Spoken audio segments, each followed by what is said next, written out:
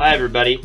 Welcome to SHCY Podcast, conversations between scholars from around the world who study childhood, youth, and related institutions historically. As an official production of the Society for the History of Children and Youth, you can subscribe to these shows through iTunes or Google Play. Written and visual materials associated with each episode are available at our website, SHCY.org. Enjoy.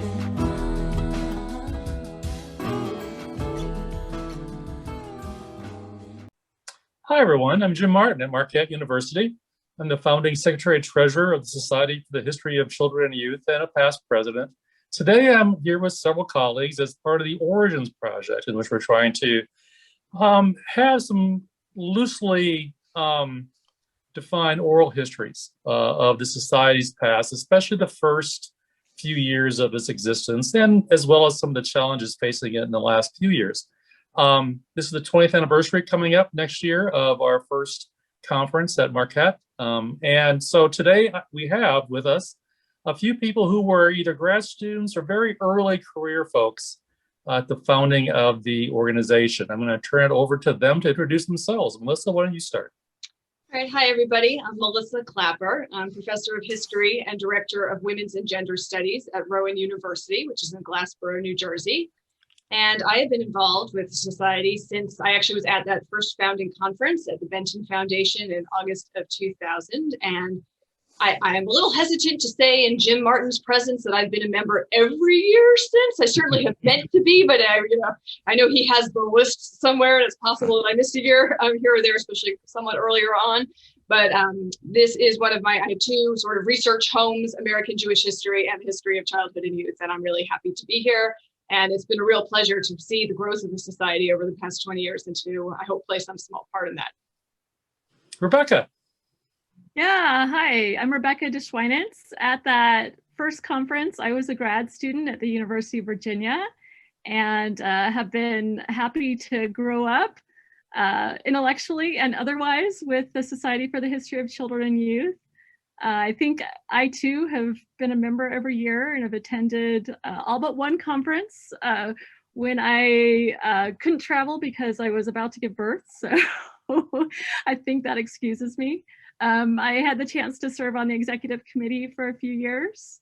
And this has been a really important organization for me, both professionally and personally. And Pat.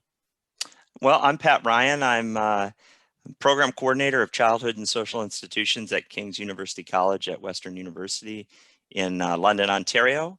Past president of the Society. I currently edit the SHCY.org and have for a long time been involved in helping the Society communicate with its members.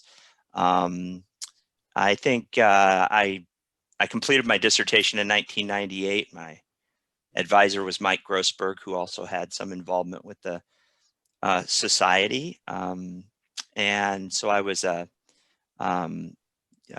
young scholar when it was formed.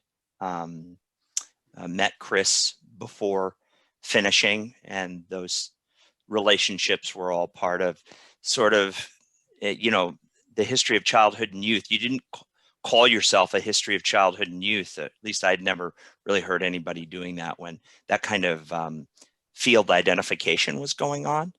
But I think that that evolved over time, and I was certainly really young in my career where all these things were happening and trying to figure how I wanted to, what I wanted to call myself. So Society certainly became part of that.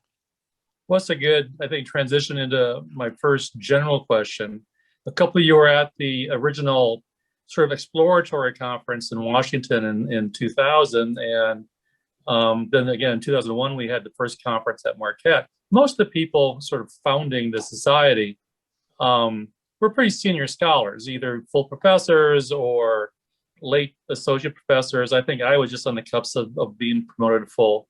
And I was new to the field actually at the time. What was it like to join this senior group? Because all three of you were involved pretty early on in various kinds of responsibilities. But what was it like to be part of that group? Well, when I went to the Benton conference, or the Benton Foundation conference, it was about 6 months before I got my doctorate. So I knew I was almost done. You know, I had basically finished writing and I just had a few months left, mostly for formalities at that point.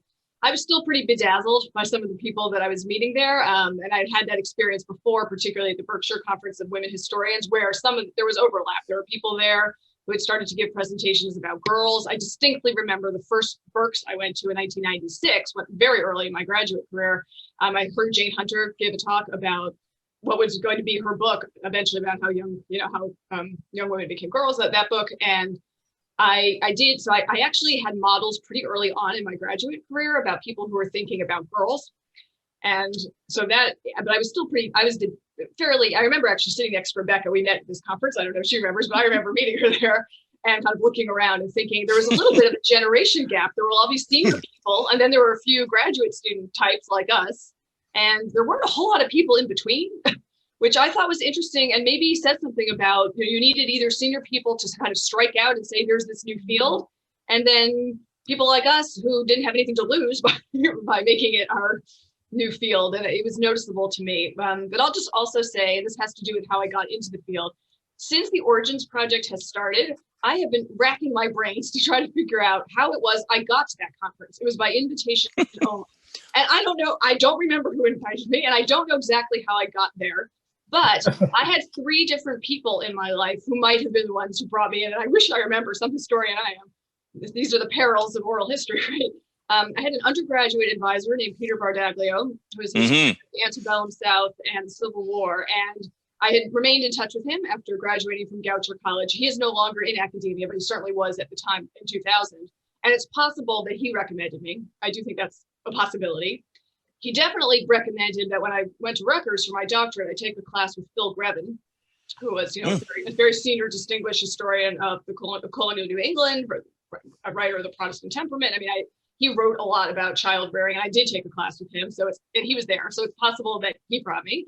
And I also think that earlier that year, I was on a panel at the OAH about girlhood, about American girlhood, that Miriam Foreman Brunel was the panel chair for. And it's also possible that she had something to do with it.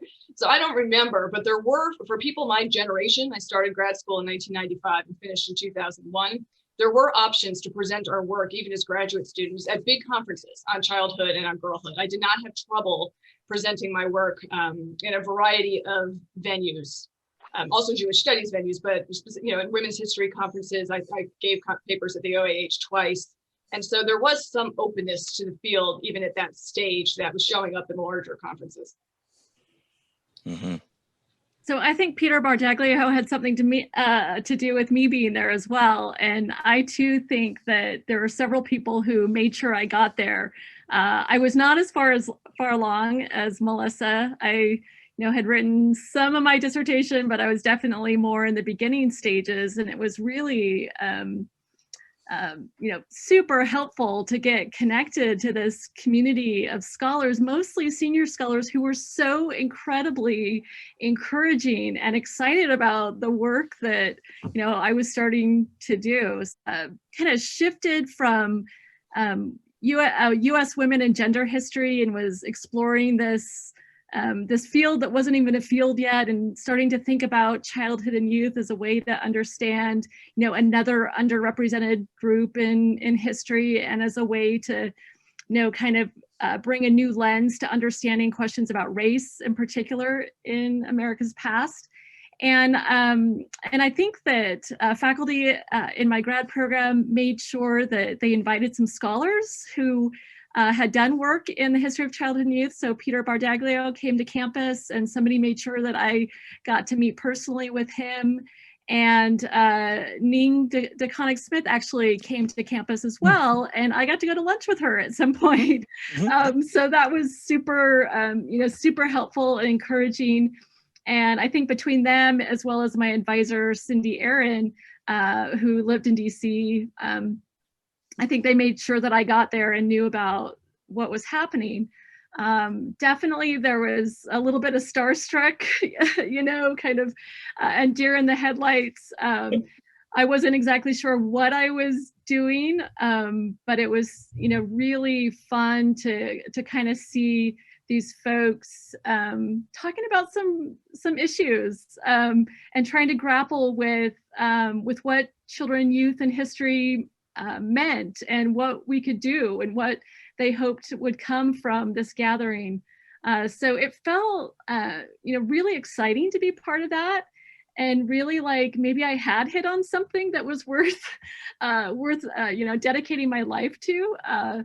So that was kind of, my thoughts going to that conference. And I definitely left, with this feeling that, this field matters. And maybe I had peers in grad school who weren't convinced that history of childhood and youth was really something, but I had all of these, really great scholars who had proved themselves in so many different ways, telling me that this is something. So just to keep the Badaglio thing going, I think I stayed at his house when I came out to the conference. Yeah. Pat, you were in Washington. Go ahead. Well, I was just going to say I wasn't in Washington. I had to turn down the invitation. Chris was the one who invited me. And one of the themes that comes out of this is that there's social networks that actually define how you get started when you don't have a category to name things. And, I always think it's clearer what we would call it only years later. But the networks I remember, and those were not just a matter of revisionist history where I'm just trying to, I knew what I was doing right from the beginning, because I really don't think I did in terms of categories of research or the creation of fields or anything like that. But I met, it's funny, I did meet Ray Joe Hawes and later Ray Heiner years before, probably 1993, 1994. When I met Joe, she just came and talked at Mather House at Case Western Reserve University, where we were at in the history department there. And but it was more in the framework. Certainly, Joe and Ray by the mid 1980s had clearly wanted to create something like a field. That was the nature of the collections they put together, the bibliographic work they were doing. They were envisioning it as another category of social history and done in that frame. So, they, were talking about it that way. Joe was talking about it that way. And I didn't, I thought that was interesting. That was fine. And, I was just doing my work.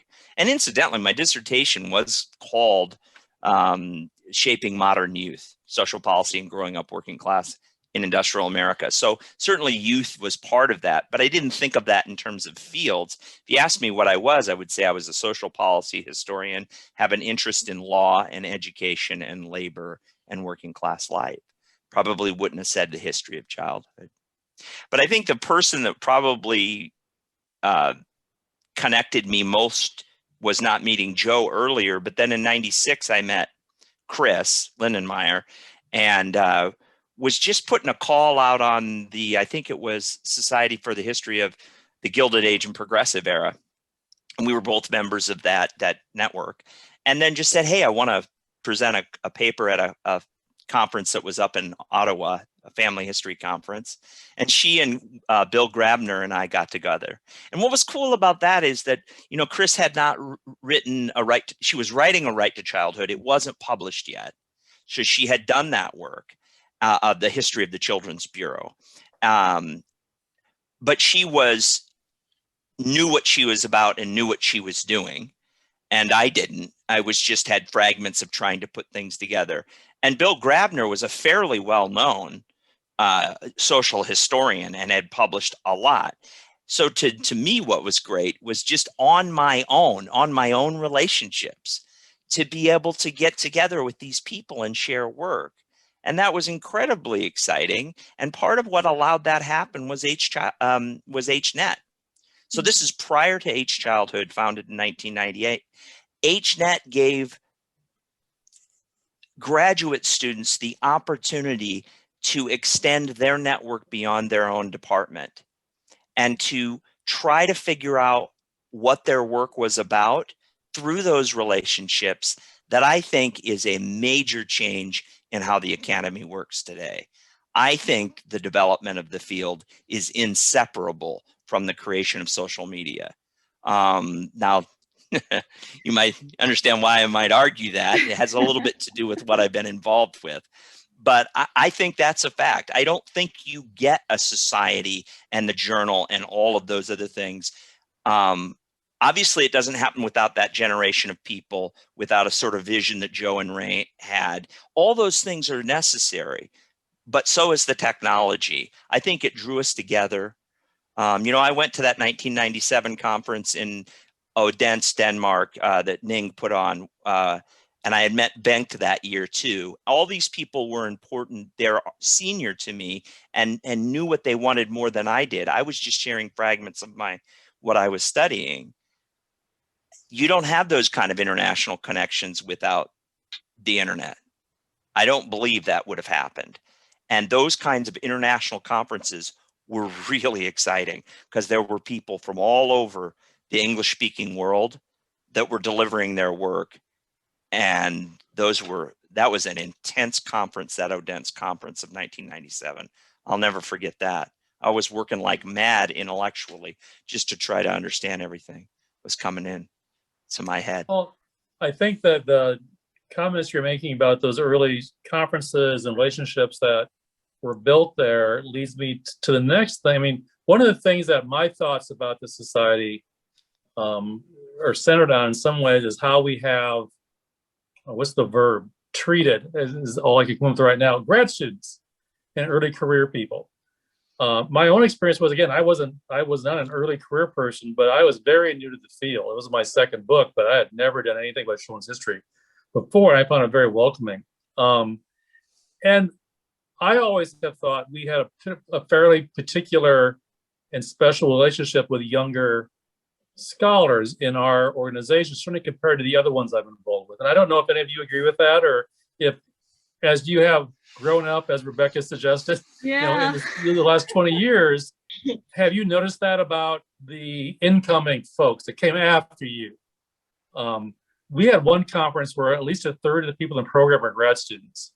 Yeah. And I think that might have been the year I was vice president and ran and was program director. But what are your thoughts about that? Yeah, I think, starting from the ground up, that there was always a consciousness that if we're going to actually build a field, we've got to pay attention to building the field, and really encouraging graduate students in the work that they're doing that's related to the history of childhood and youth. So I felt a tremendous amount of support. So Joe Haas and Gail Murray in particular, kind of, I feel like they took me under their wing and made opportunities for me. So Gail, very early on, she found out about my work and then put together a panel for the Southern and, for other kind of big name conferences, that as a grad student, I might not have felt like I could actually, do that.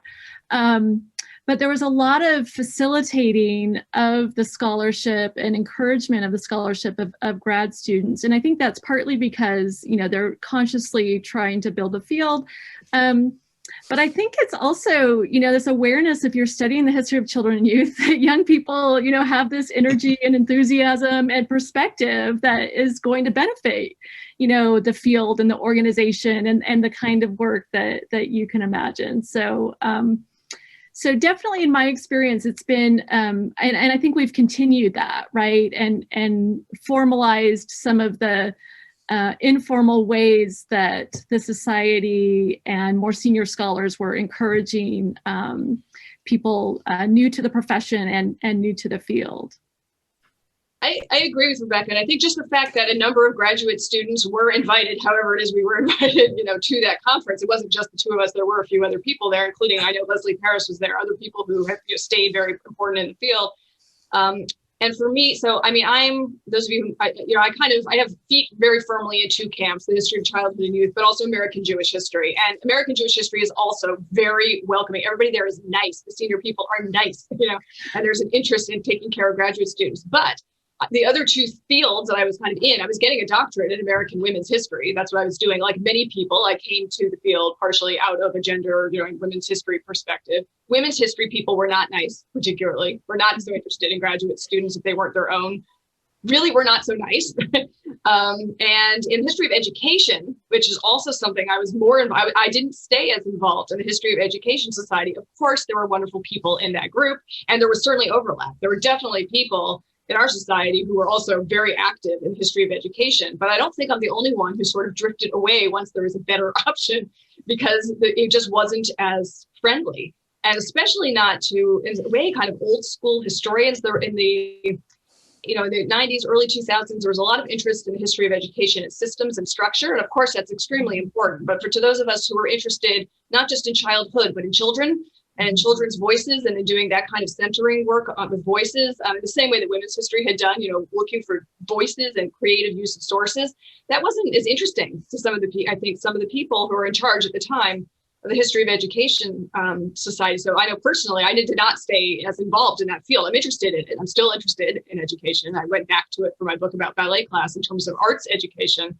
But I do think that we have something to take pride in, that from the beginning, there was this real interest in promoting and in helping junior people, and it's been institutionalized in some really useful ways. And the fact that not only at the conferences, but also the journal regularly publishes the work of advanced doctoral students is really good. And of course, it's all blind review, so you don't really know, but the fact that it turns out that way, I think, shows a comfort level among senior graduate students in submitting their work. They know that they're really making a contribution, and that's something that's been pretty consistent. And I do think that it's, if not exactly unique, it's still somewhat unusual to have a kind of cross-generational comedy that has been in place since the beginning. Yeah, I like that characterization, maybe not unique, but unusual. And I definitely felt, turned off in some ways by the normal kind of hierarchical and hierarchies and posturing that often, happens, that at least especially in that first decade, I felt like just we're not there in the society.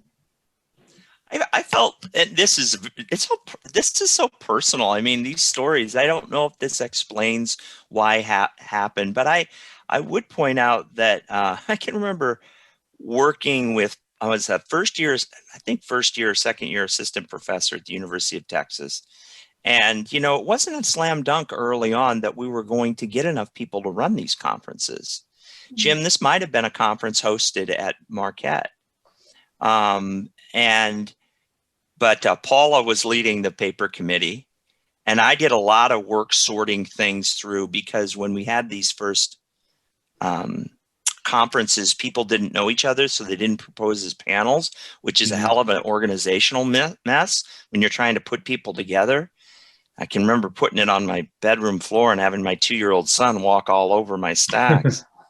But the reason I tell you that story of working is that Paula Fass, I know, was someone who already was very prominent historian. And she would get on the phone and just call people and draw them in. That's kind of legwork. That's grunt work. I mean, it's just basic work.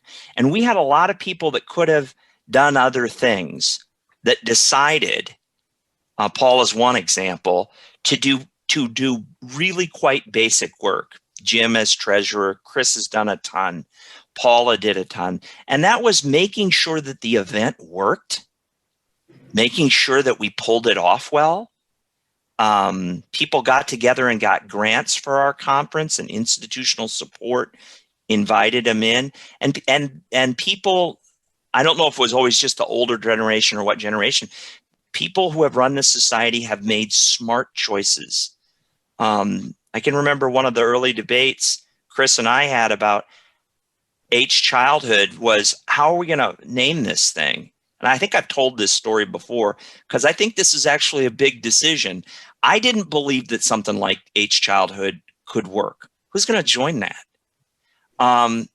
Chris made the argument that if we defined it with any other term other than childhood and youth, if you defined it in terms of the welfare state or women or family history, you did anything like that, you would immediately exclude about 80% of the people that were interested. Jim's made this comment before. The whole field is defined by people who have childhood as sort of a secondary interest. Maybe it becomes primary later, but the whole thing rested on a notion of being a big tent, drawing everybody together. That was a very smart decision because we got people involved, because we give out 10 prizes every 2 years now in 8 languages. And in every single prize, this phrase appears: the history of childhood and youth broadly construed. We have probably 100 on our network, and I don't know how many dues paying members that aren't historians. They are literary scholars of childhood and youth that work on children's literature historically. That group, that's a whole thing. Juvenile literature is a big deal. And they come in and they're part of this, even though a lot of us were interested in law and social policy in the United States in the late 19th and early 20th century. In other words, we had a big tent approach. So yes, it was generationally welcoming, but it was also Bengt van Sandeen's voice saying, I care about internationalization. Like all the Swedes say that word. I love how they say that word. I'll never forget that. It isn't always the exceptionalism of America, right? He would tell us that, but it was in a friendly way, to be inclusive. And I think that's been part of our success. Yes, childhood and youth, but everybody else is welcome in education or in various ethnic studies, every language, every institution, girlhood, boyhood, you name it. And wherever that takes us, we were willing to go. And I think that was critical to success. I think another thing that I think helped with society's success and also just its broader reach is that there's an interest in the general public about childhood and the history, history of childhood. I mean, there were at least 2 series, the Twain series and then the Ivan D series, that were written for a broader audience. And, maybe those books weren't going to be sold in the airport, but they were still written for a broader audience. And that also, and those were written by a combination of more senior and somewhat more junior people, at least the Ivan D books. And I think that also helped. It both garnered some more legitimacy on the field if it needed that. I don't know if it did, but it also meant that some of those books were reviewed in places like, I know my book, Small Strangers, got a review in the Christian Science Monitor. I mean, they certainly did not review Jewish girls coming of age in America, nor would I have expected them to. That's okay. But, there's an interest. There's like a broad, a magazine kind of interest in the history of childhood that I think also helped. And that the big tent approach really not only supported that, but encouraged it in, I think, some interesting ways. Yeah, and I think some of those, conscious decisions to make a welcoming space for kind of broad interdisciplinary approaches, right? So making sure that, the journal, that we have a space for thinking about policy and contemporary issues related to childhood and youth, that, there's a space for thinking about pedagogy and history teaching, right? And then the conscious and really, pointed efforts to make sure that we make this an international organization is something else that really stands out. Yeah. I mean, the gymnastics we went through to redefine categories of representation on the board, and decisions we made to materially support grad students, especially. I think it was a big deal to just waive the fee for grad students who were on programs. It was $25 probably, or something like that. It was a small amount, but it made all the difference, I think, as we gained recruited members in a way. One of the things that always was difficult for us was keeping membership levels to a place where we needed them to be. And I don't know what it is now. I mean, it was usually around 300 to 400, which isn't a big organization. But I wager that we probably have had thousands of different members. Yes. Because people do kind of come and go. It literally, I just thought of that as you were talking, Pat. Because it was annoyed us so much that people would come for a year or two, we had 2-year dues. So, and they wouldn't stick. They'd come to one conference and then, a much better way, healthier way of thinking about that is how many different people have belonged. Yes. Yeah. Yeah. Yeah. The pandemic is the pandemic's hurting us a little bit. I would think. We're low. The whole way this thing works is that people join because of the conference, and that's great. And we've been able to keep it. Well, we had a dip in one conference area where we ran our policies different, learned a lesson about the importance of membership being tied to delegate status. But we can keep it above 300, which keeps us, Johns Hopkins, happy and gives us money for prizes and for support for conferences and the digital fellow for the online stuff and all of that. But we're down, just to answer your question, I think we're down in the low 200s now, 220 or something like that. But we'll be all right. We're so efficient economically. We don't waste a lot of money. We avoided getting into entanglements with like hotels to sign contracts. We relied on our members to hold our conferences on university campuses where we got a lot of in-kind resources built in. And you get into those hotel contracts where you can pay out to them if you don't get enough delegates. A lot of associations didn't make that smart decision. We did, and it makes us a lot more durable. But there are some financial challenges that we face through this pandemic. And that was part of the welcoming part of that decision we made to be welcoming, to be on a dorm, to have dorms available. Yeah. We've always had hotels available too, usually. But I remember the first couple, I was actually a matchmaker of roommates, because we gave, a shared room as one of the, if you're on the program, you get your dorm free for 2 nights or something like this. And I literally was matching people up. I know here at Marquette, maybe at UMBC, I was doing that too. I don't remember, Chris. But it was an elaborate and, as you mentioned earlier, labor intensive effort to again be welcoming and kind of ensure our future in that way. Yeah. How has society changed over the years from your standpoint? Well, I think one thing that's changed is that, if anyone ever had to kind of defend the field's very existence, I just don't think that's true anymore, right? 20 years in, there's just the kind of legitimacy that you don't want to have to think about it. And I don't think anyone really does have to think about it anymore.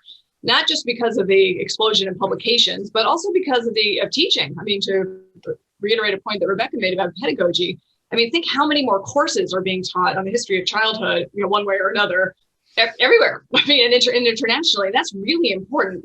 Not only because it fulfills an important mission of the society to teach to people who aren't necessarily going to read all the books, to get students into the classroom and thinking about these issues, but it also institutionally in various departments. And that even when you work in a room full of really friendly people, I think for, maybe 10, 15 years ago, I want to teach a history of childhood class might have been not an automatic sell.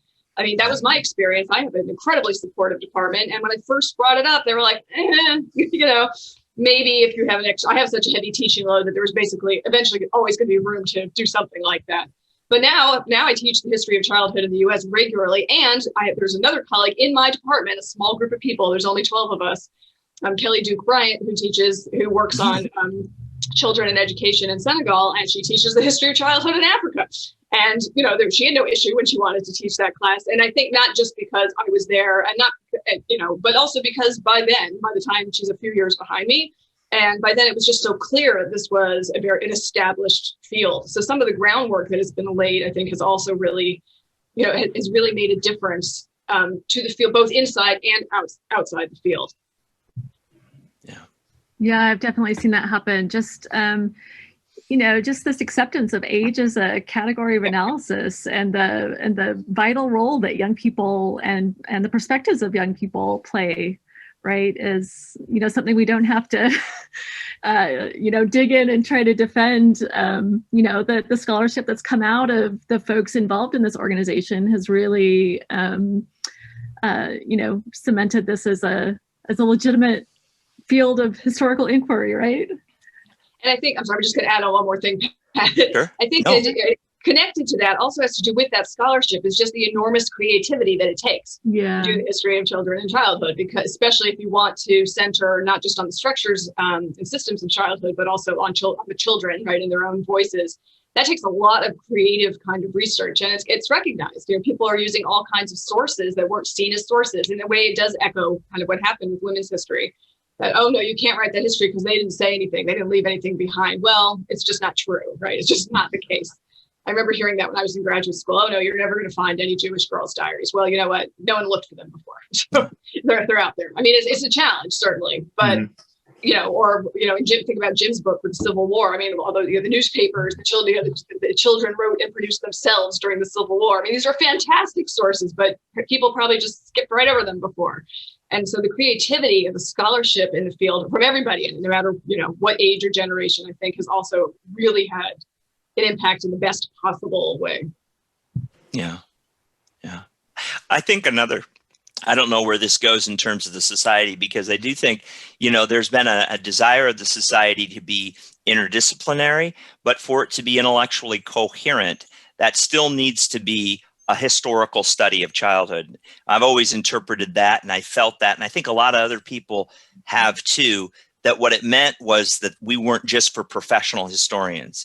If you worked historically at all, there was a place for you there. And we've always been sort of ambitious in trying to include that. But there is that sort of research tradition of, if you're not engaged in historical work, there's a discontinuity in the conversation, right? So it's been important, I think, to maintain that. But there has been, outside of the society, a really significant development in other disciplines, particularly sociology, but as sociology intersects with many other disciplines, to study childhood and youth outside the medical model, outside of pediatrics and outside of developmental psychology and child psychiatry, to ask social, historical, cultural questions.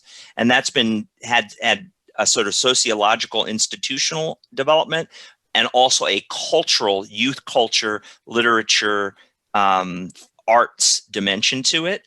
And that's all been important in sort of creating the kind of larger community where we might have thousands of people who have been delegates at various times. They don't necessarily even consider themselves historians, but they might have something historical they want to present, or they might be part of something where they're dabbling in that. And I think that's been a huge part of my own career, because I'm cross-appointed in history, but I've built an interdisciplinary program in childhood and youth studies. So for me, history has not been the only game in town, and in fact, not the one that paid my salary. So I've seen that kind of interdisciplinarity and the kind of set of core folks versus folks on the periphery of the history of childhood and youth. There's kind of ongoing tensions, right? Mm-hmm. And it's both a source of kind of not really problems, but something like that, but also a source of kind of creativity, right? That's allowed us to, expand and think in new ways as historians as well. So I liked your kind of positive spin earlier about, we're the big tent and we can pull this in. But I think that, I've seen this kind of ongoing, dialogue and question about I guess it forces us to keep asking, what are we and how are we relevant? Kind of on a variety of levels, right? Yeah. I think when I was editing the journal, they didn't do historians that they had to be writing with a historical sensibility. That's kind of, I think, what you were saying, Pat. Is that's how you pull people in. They don't have to be doing straight history, but certainly, and that is one way to get, I think, scholars from doing Africa and other parts of the country. I think often they're coming out of somewhat different traditions of scholarship. What about within the society, like in terms of process and institutional history, what have from your 3 points of view have you seen as the biggest challenges facing the society internally? Just again, when decisions were made, what were some of we didn't really have big fights, I don't think, but we did certainly have serious discussions about things. And then what, depending on where you were in the society at the time, what do you recall about those? So I have not been on the executive, the big executive committee the way the others have. I've been on award committees multiple times for the book prize, for article prizes. So I'm a little less privy to that information. But my impression as someone who is always interested and involved and sometimes served on lower level committees was that this was a very well governed society where, again, it mattered that people kind of liked each other. Yeah. So I think that really made a difference. There was both a common sense purpose, but also kind of just people liked each other. So to me that was a positive. But I did occasionally hear, so usually at conferences when it was like an in-person sitting around with a cup of coffee kind of thing, that there were some people who felt that they were there. They did not feel excluded exactly, but especially until relatively recently, there might have been some concerns about like the clique that runs it all, right? The same people have been in positions of leadership for a while. I think that's less true. I think that is probably a pretty natural progression in any, early, and especially, and in a way it shows exactly as you've said, Pat, and as Jim said in one of the other Origins Project series, like the people who were involved early did a lot of work and they didn't want to just give it up. They wanted to see the fruits of their labors, which was completely justifiable. But I think that might have been a challenge, but my impression, this is very impressionistic, is that it is somewhat less so in the past 5 to 6 years. As there's been, there has been turnover. There's different, the journal's been through a couple of rounds of editors now. Yeah. There's been different people in charge of some of the conferences. There's, the people who were graduate students and early career people 20 years ago are now mid to senior people. And so there's been some, I think it's less of an issue and it's more of a growing pain. But I would actually be interested to hear, for those of you who are in higher leadership positions, if that ever was noticeable from the higher ranks. I'd say so. I think part of it is like, folks who are involved in building from the ground up, something together and who, again, kind of genuinely really like each other. The conference and things have been, and every 2 years is kind of a family reunion, right? But yeah, I've seen it. I mean, again, I've been a little bit more on the outside the last 5 years, in part because of, family things. So it seems like there are new people and that there's less of that kind of inbreeding. I guess I know that we were really concerned when we left that behind long ago, Rebecca.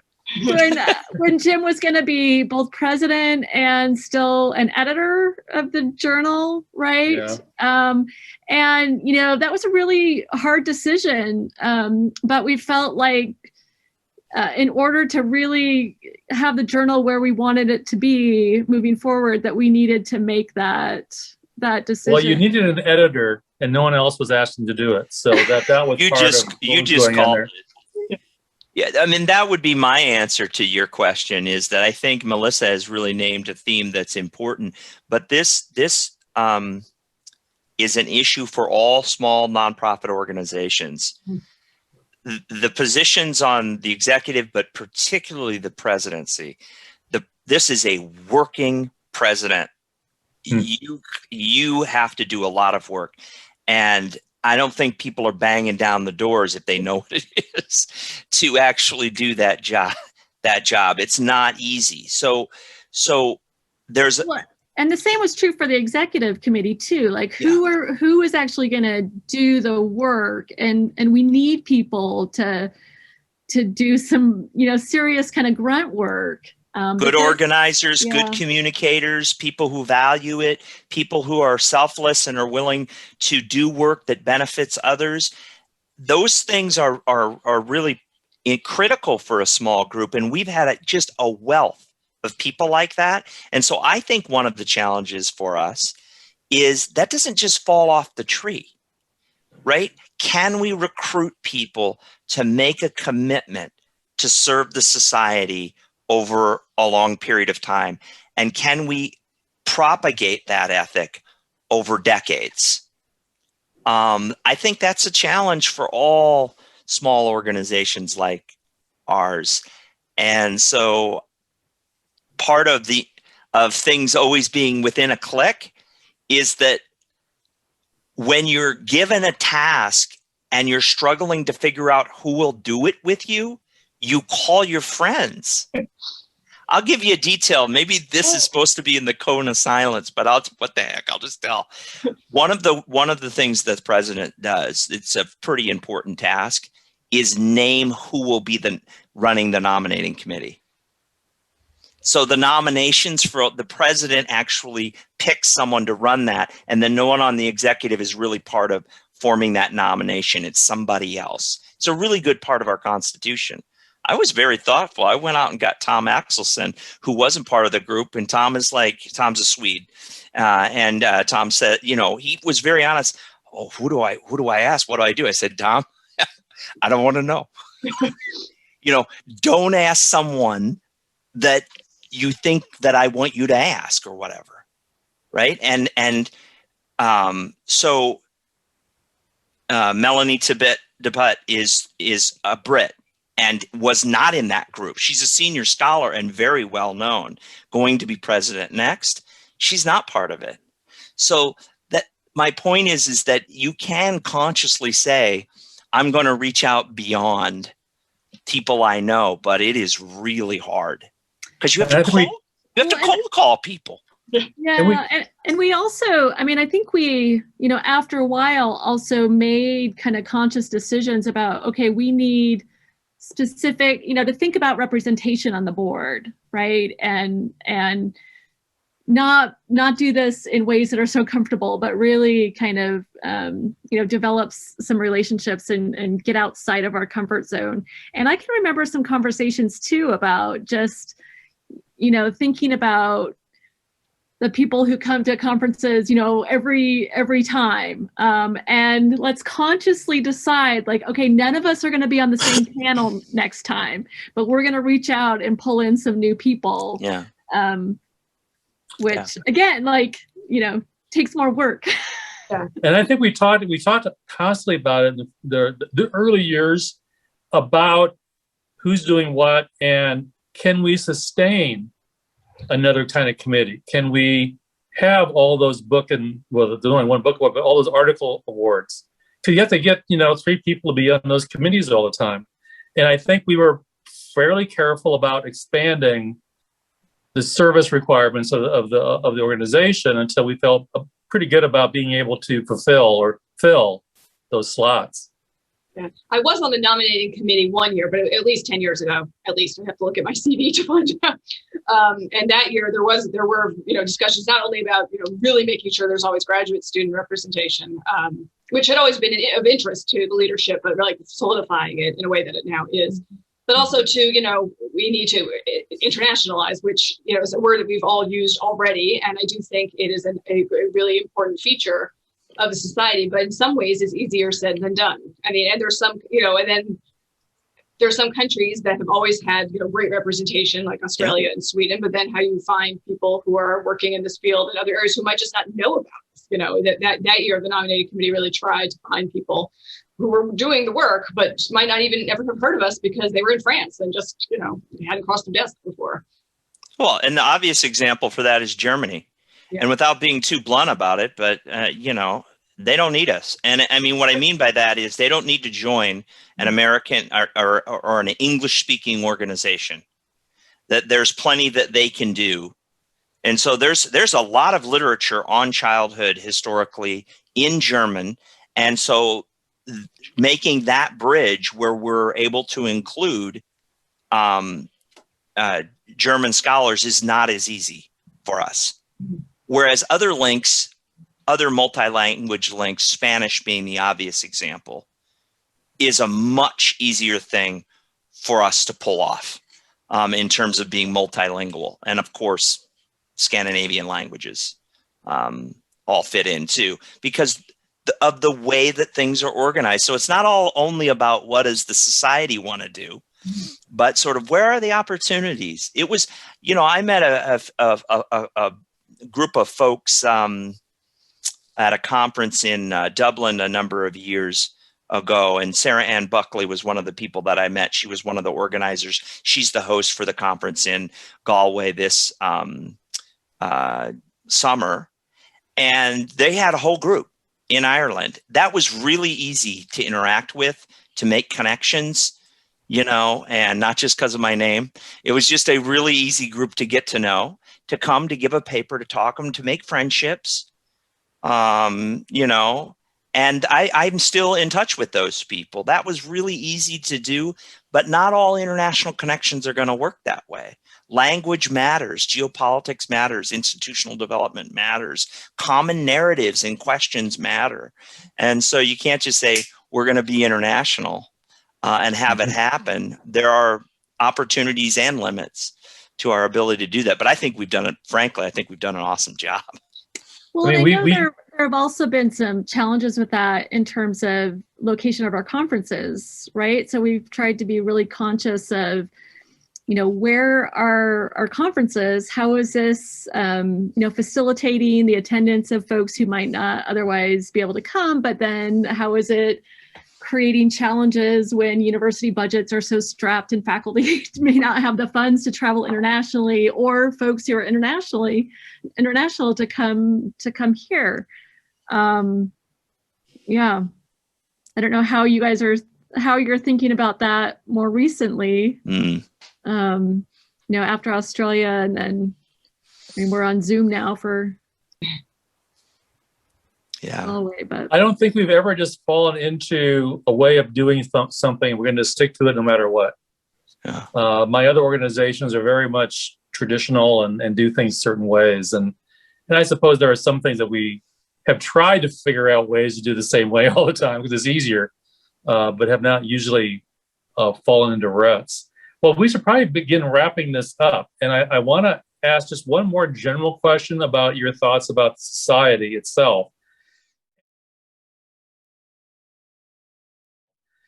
And maybe like the greatest challenge you think it faces going into our second 20 years. I think one of the interesting open questions is, this was touched on earlier, is, you know, kind of how many people who work in this field, all those, you know, the 1,000 people who have come and gone, you know, see the history of children and youth as their primary field now, which I think is possible to see in a way that maybe it wasn't 20 years ago. And we want to get more of those people. Because I think that that's part of the issue. Like if you know, you want to build a field, we built this great institutional base, this, you know, just amazing blossom of scholarship over the past 20 years, the personal relationships, the mentorship. I mean, all of this is wonderful and important, and long may it continue. But if it's always most people's secondary field, that's a built-in issue. And you know, and I'm saying this is somebody for whom it has not always, I mean, I don't see it as a secondary field, but I have two different fields and I kind of go back and forth between them. And, you know, for a long time, when I was working on my book about activist Jewish women, I was less involved for a little while. I was always a member, but I was somewhat less involved because I wasn't presenting at conferences. I went to most of them, but because I was doing something else. I don't think of it as a secondary field, but I think a lot of people still do in a way. And that's why membership comes and goes, because people don't give up their membership and whatever they think of as their primary thing, but they might, and especially when economic circumstances dictate that. And I don't know if that should be a goal of a society or a goal of the field. Like, we are here now, we've been here long enough that we should be your number one. And there's no way to, of course, enforce that. But in terms of just how people conceptualize their own place in the field, I think that is a open question maybe, and a challenge going forward. Yeah, I'm torn on that too. You know, I still see, you know, a number of scholars who are doing really great work on the history of childhood and youth who really had never thought about, you know, identifying themselves that way, and maybe not even aware of some of the really important work that they should be. Yeah, so I think that's an ongoing challenge and question. I think identity will follow relationships and the quality of the work. And I think if we just continue to focus on really high, our conferences have been so well organized. Just hats off to all the people that have done that. And if we do those well, and the journal is well run, and we can, if the website is well done, and we have a presence on Twitter and have in other words, if we're doing all of those things well, and the quality of the work is strong, then I think identity will follow it. And I think that it's, by the way, I think it's okay wherever that path leads. I think it's okay if I'm not trying to up the ante on my point, but this is how I'm different, I guess. It's not clear to me that there's an essence in something called being a historian, right? In other words, even the way universities are organized is changing rapidly. And some disciplines are the newest disciplines we have who have the strongest sense of their identity. Economics and psychology have very strong senses of what they're about, and they're successful in the professions. That doesn't mean that there isn't really important things going on in all sorts of areas that are outside of those sort of scientifically organized fields. And I think it's okay to have an unknown about where history is going, where social research is going, because political, cultural, social questions that childhood is central to, they're not going away. We're not going to wake up tomorrow and suddenly childhood and youth will, in fact, in the world be unimportant. So I don't think we have to be insecure about where this might take us. It just might change how it's defined and categorized, and that's okay. That's okay. That's going to be all right, as long as we keep working and producing really strong, important work. That's where it's at. And I think teaching is also important and something that we should not, discount. I mean, one thing that we can think about, maybe, for future conferences or just something to think about is, because there's so many more people teaching the history of childhood and youth or children in some way, like who's the audience for that? Maybe teachers, people who are planning to be teachers should be taking classes like this. I mean, I go out and I recruit some teacher candidate types sometimes to say, this is, you would be interested in this. You want to teach children. Well, come learn about children, historically. At Rowan, at my institution, a lot of history majors are planning to be teachers. So there's fertile cross-pollination pollination possibilities there. And I think that should be, it is our job also as historians, as academics, not to just stay in the ivory tower and to also, be available to think of and talk through issues around children and childhood out in various public settings, which I do think lots of people who belong to society do. But that is something that's important, and it's important work. And I think that's something like a path that could maybe institutionally be explored a little further. Maybe, I don't know if I have any definite ideas, but I think that's something that will, because it's exactly as Pat says, right? The questions, whatever they are, whether they're policy questions or anything else, are not going away. Right? Yeah, and I think one of the challenges is how to do this in ways that fit with current technology and changing technologies, right? And so I think some of the things that we're doing along those lines are important. So but those are gonna happen. And how are we, as a society, engaging in those public ways with our scholarship in ways that are accessible, right? Including to young people, right? Who I think could, especially, young people are always important in politics and in contemporary issues, and increasingly so, I would argue, in the modern world as technology makes this more available. But I think our whole environment is changing so much. Just reflect for a moment on your own media consumption behavior and how it's changed in the last 20 years. And it's not just, it started changing around 2000, or it's not just the smartphone. It's everything. I mean, I was reading the Houston Chronicle. I actually emailed Jim about this. And I was, but the New York Times, on my iPad, the nature of the stories they're producing, they don't do it all the time. Some of it is just an old-fashioned story on an iPad. But every once in a while, they're doing this investigative journalism with the visual aspects of what they're producing that are stunning. Some of the graphics integrated with the stories, the way people are scrolling, things come onto your screen. To me, that's journalism, but it ought to be history too. Yeah, and you ought to what be thinking about producing journals like that. Yeah. What does it mean to be, publishing history of childhood and youth in this new era, right? What does it mean to host a journal and to be promoting scholarship? Yeah, and also to think about documentation. I'm going to say this like for the future. when you have the creative energies of a lot of younger people on TikTok and not writing diaries. Not that those are mutually exclusive, but they, like, what does that mean functionally for people who are historians later, down the road? I dread to think it's for someone. Like, I think I'm too old to like wrap my mind around what that kind of research challenge is going to be, in 40 years from now or whatever. But that's another, not just media consumption, but also media production.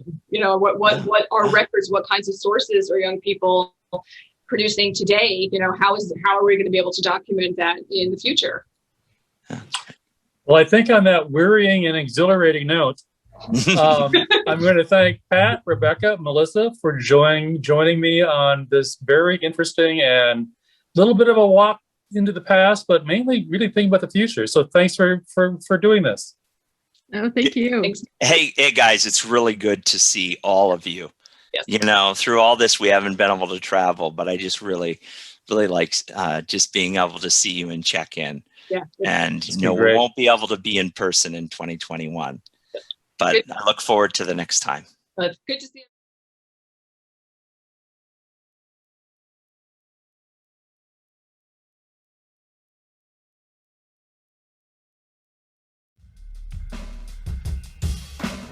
Thank you for listening to SHCY Podcasts. You can find more materials and features from the Society for the History of Children and Youth online, SHCY.org.